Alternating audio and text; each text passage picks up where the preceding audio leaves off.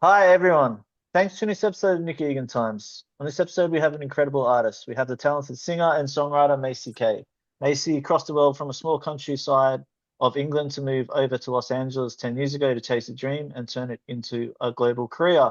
Maisy has previously hit number one on the YouTube pop charts. Maisy has collaborated with legends like Timbaland, Tiësto, and Darkchild, and her biggest record with TheFatRat, The Storm, has racked up over 30 million streams worldwide. Maisy recently released her amazing single Vantablack and is now available to stream. Welcome to the talented Maisy, and thanks for coming on the podcast. Hello, thank you for having me. Happy to be here. You're very welcome. All right, let's jump straight into it. Take us back. Tell us about growing up in the UK and moving to LA and your family and everything relating to that. Yeah, so I lived in England until I was around 14, 15. I always knew I would be interested in pursuing something music-wise. I think at first I thought maybe I was going to be in musical theatre, but then when I was around 10, I started writing my own songs and I fell in love with songwriting and wanted to pursue music that way. And so then when I was like 14, 15, I got a record label offer to come move to LA to pursue it. We didn't end up taking the offer in the end, but we did follow through with the move. Yeah, and I've been living in LA ever since. That's incredible. And music was always something that you wanted to pursue? Yes, very much so. I think when I was younger, I'd thought maybe musical theatre, but then once I found out songwriting, it was a done deal. Cool. All right, tell me about your amazing new single, Vantablack, and yeah, how that's going and what inspired it. Yeah, Vantablack's really fun. I wrote it with a couple newer co-writers, and we wanted to write it basically about the state of my heart and well-being, but in a way that didn't sound overly depressing and miserable. I think when I write by myself, I tend to go very sad. And so we sort of wanted a song which was still true to me in terms of the lyrical content and the meaning behind the record, but something that was a bit more upbeat and that made you want to dance. So it's basically depressing pop music, if you will. It sounds super fun to listen to. The actual meaning behind it is a little more sad, but you wouldn't know when you listen to it. Cool. All right, and tell me about your upcoming tour that's happening in February and March in the US. Yeah, so I'm opening for Lauren Spencer Smith on her tour, The Art of Being a Mess. I flew into Nashville last night, so I'm here in Nashville today. The first show is tomorrow, I believe. It is a 2 month long tour doing the US and Canada. I previously opened for Lauren on her Australia run of this tour, and I am so excited to be back for the US run. Incredible. All right, tell me, how have you matured being in the music industry from when you first started? I think you learn a lot about the different rooms you're put in and the different people that you work with. I feel like I'm a much more prolific songwriter now than I was when I started, and that is truly down to all of the co-writing sessions I've had, but also I do really think that my artistry has improved tremendously since I started touring in 2023. I do think there is just something about the live process and being on stage and how songs translate to stage that really affects you as a writer, and you find yourself wondering, well, how will this sound live? I want this bridge to be really dramatic because I know live it'll be really amazing getting people to sing along with this part. So I feel like I have grown exponentially since 2023, especially, and just being on the road so much. I feel like there's a really unique skill set that you can only learn through just going out there and doing it, which I've been so fortunate enough to be able to do. Wonderful. And where do you draw your inspiration for songs? Just generally speaking, where does that inspiration consistently come from? In general, I think that my best songs come from my real life experiences. I find that's when I write the best, and that's when the best songs tend to come out of it because I've always struggled with singing or recording a song that I don't relate to personally. It's really important to me to be able to relate and feel with what I'm singing. So most of it just comes from my real life experiences. And then I get to work with these wonderful co-writers and producers that get to sort of translate that into the whimsical pop world that it ends up being when we release it. Cool. And tell me, you previously toured with Tori Kelly as well. How was that experience? Oh, it was so wonderful. You know, Tori is both an exceptional vocalist, one of the best there is, I would say, and also just such a sweet, lovely human being. You never know when you meet these huge people if they're going to be nice or not. And she was so sweet and so welcoming. It was such an honor to be on that tour with her. We did Asia, US, Canada, and Europe, and it was truly spectacular. One of the highlights of my life. Marvelous. Um, Tell me about working collaborating with legends like Timbaland, Tiësto, and Darkchild, and what those experiences were like. So it's really interesting. It's very nerve-wracking for me going in the room with someone that has that much legacy behind them. I'm always desperate to do a good job. And I think something I'm learning more from just believing in myself and my own abilities more is that these collaborators really appreciate hearing your voice and your opinions. And I love that because some people really don't want it to be a collaborative process. And in my experience, at least working with these wonderful creators, they've always been super on board to hear what I can bring to a project and my ideas and how to translate that into something cool. And so it's really been always like a very collaborative process, which I think is wonderful and not something that always happens when you meet these powerhouses. So I've been very lucky that everyone has been so willing to work together and to hear what I can bring to a collab. Wow, that's really insightful and impressive. Um, when you look back, and obviously your career's really taken off now, what would you like your legacy to be? Oh, well, I think if there's a legacy to be had, I would just like it to be that the most important thing for me has always been just connecting with people. I think music is one of the most powerful ways to do that. And for me, songwriting and making music is so therapeutic. And there is no greater feeling than knowing that I have touched someone in some way with a piece of art that I've made and that it's helped them through a tough time. So I think if there's a legacy, I would like it to be known that I always tried to connect to people through music and I always wanted them to feel understood and seen. Amazing. And what musicians and artists growing up did you that inspired you? And also, what current artists inspire you as well? So Freddie Mercury has always been my idol. I love Queen. I grew up with Queen. I named my cat after Freddie Mercury. I think everything he ever did was magnificent. So he's been a huge idol. I also grew up loving all the vocal powerhouses like Barbara Streisand, Celine Dion on my mom's side. More recently, it feels cliche because we both have the red hair, but I do love everything that Chapel Roan's doing. And I also love Olivia Dean. I feel like for ages I've been saying that I want to hear more organic instrumentation in music. And I think it's so refreshing that she's on the radio using organic instrumentation. And there's something so nostalgic feeling about what she's doing. And I think it's magical. Yeah, I agree. love a recent song too. So yeah, I agree. What collaboration would you love to do? Ooh, God. I mean, for years I've been saying Lewis Capaldi, and I still would love that. I think he's brilliant.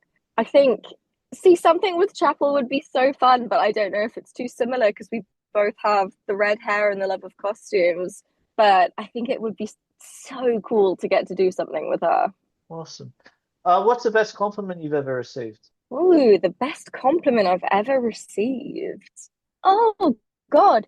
You know, I don't know the best compliment I've ever received, but I can share the latest one that meant a whole lot to me. I recently went in and recorded vocals for the cover song that I'll be performing on this tour, actually. And it was with an engineer I'd never worked with before. And I haven't fully spoken up about this, but I have been dealing with some health issues this past year and things that have affected me vocally. And I was in a very self-conscious state about my vocal delivery. And just working with this engineer and having him blown away by what I'm gonna sing on this tour, he said how magical and amazing my voice was, and it felt like such an amazing thing just because I had been in such a low, insecure place and I had been struggling vocally. And I think just hearing that gave me that push of confidence I need to be able to feel good about delivering the song that I'm going to do on the tour because it is very vocally challenging and it is pushing me out of my comfort zone. And I think just a stranger that had no reason to lie or suck up to me or anything, telling me how great my voice sounded on the track was really that push I needed to feel good about doing this live. I'm sorry about obviously the health issues, but yeah, it's amazing to get a compliment like that, and it really gives you that energy and inspiration. So incredible. Um, what has been your proudest achievement to date? My proudest achievement to date. Oh, it might. I was very proud of when we hit my song Technicolor Honeymoon went #1 on the iTunes pop charts. That was super exciting. That was a big deal. I also think just going on that tour with Tori Kelly was my proudest achievement. That was my first ever world tour, and that was such a big life thing I did. And I'm very proud of that one. So it might honestly be, yeah, my first world tour. Tremendous. What's the best piece of advice you've ever received? There's a piece of advice that I always reference, and it's that you have to do it for you. And if you're making music for any other reason, or you're chasing the approval of label heads or peers, or you're doing it for streams or views, you will always be disappointed. But if you make your #1 priority just doing it for the love of music and making sure that you love what you put out, you will be able to have an endurance throughout the highs and lows of this career that makes you want to keep pushing for it. Whereas I feel like if you're chasing fame or numbers, you will always be disappointed. Terrific. What what's the best piece of advice you'd give a young Macy from a small town or small countryside in the UK, wanting to pursue a music career in LA? What would you say? Gosh, I would say just keep doing it, keep writing. Don't let other people discourage you. There are many people who will, and that's just part of this industry. But there is no greater power than writing and working on the things that you can control yourself enough to where you can really perfect them. So that whenever you go to these rooms with co-writers or executives or whatever, you can stand proud behind your talent and not be swayed by anyone who maybe doesn't believe in you the way they should. Right. What's the most challenging part that you've had in your music career so far? Gosh, well, I think the most challenging thing has been this latest battle with health things that I've been dealing with because it's directly affected my vocal cords and it's been very challenging. So I would say that just a lot of my voice being out of control and not being able to do certain things that I could do before, just having to maneuver life a little bit differently. I've had to severely cut back on spicy food, which I love, and just a lot of small things I can do to try and make changes to help myself. There's been a lot of medication and a lot of doctors. It's Yeah, that's been the hardest part. And I really empathize with I remember when Adele had to go get vocal surgery and she was really struggling with having to rehab her voice. So on a smaller scale, I know what that's like and it's not easy. So Sure. What do you get nervous when you're on tour or on stage? Like when you're performing in front of a crowd, do you get nervous?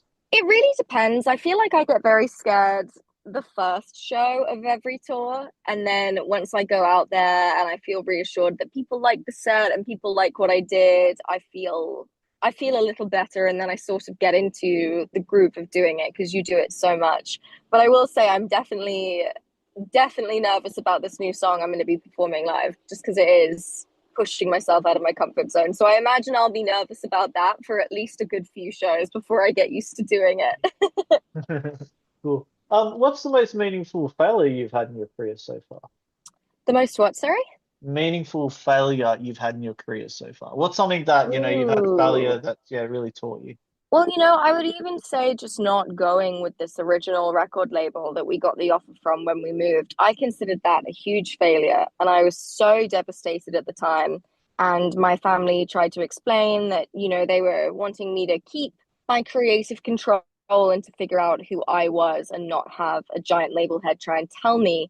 And I would say ultimately that was a good decision and something that I did need to figure out for myself. It felt like a massive failure. I would say in general, yeah, being independent comes with its own set of challenges, but I would say that I've only really figured out who I am and what the sound is in these last couple years. So I do think all the time that I took in artist development and not being with a label was necessary and was worthwhile, even though I absolutely did view it as a quote unquote failure.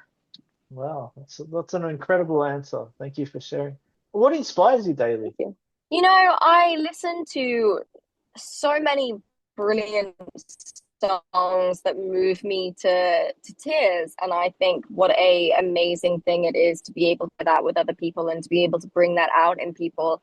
And I think the drive to, yeah, just connect with people. I've always really valued connection. I love bonding with other people in any way. And I think that there's something so special about when something you've written can connect with someone anywhere in the world, really, anywhere. It's such a cool thing, and getting to go on tours like this and meeting fans that know me and know who I am and love the music. It gives me a purpose to really to keep going and keep doing it for the moment that I can meet the next person who says how much my song helps them. You know what I mean?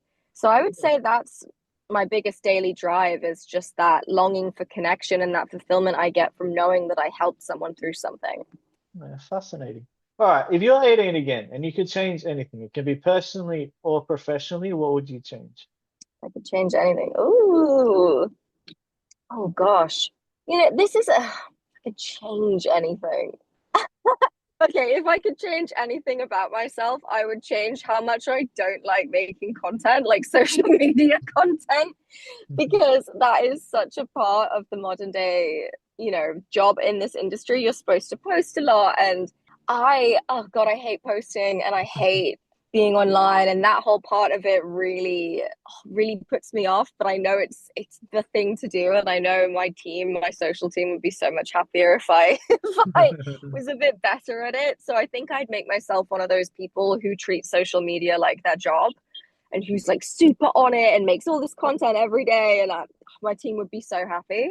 Yeah. You need to get a social media or AI manager, and then they can just sort it out for you. I'm literally on my way to a content shoot right now to get content, because everyone sort of knows that if I'm left to my own devices, it may not happen.